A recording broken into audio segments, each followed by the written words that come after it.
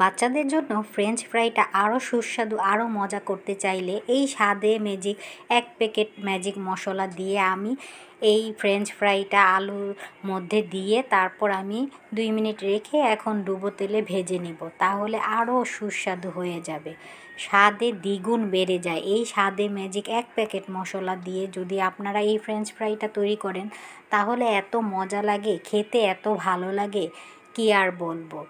আপনারা ট্রাই করে দেখতে পারেন। আমি তো এইভাবেই ফ্রেঞ্চ ফ্রাইটা করে থাকি। আপনারা কিভাবে করেন আমাকে অবশ্যই কমেন্টে জানাবেন। এইভাবে আমি ডুবো তেলে একটু ক্রিস্পি করে ভেজে নেব। আমি এইটাতে আর কোনো লবণ মরিচ কিছুই ইউজ করিনি, শুধু 1 প্যাকেট ম্যাজিক স্বাদে ম্যাজিক মশলাটা ইউজ করেছি, আর কিছুই লাগে না।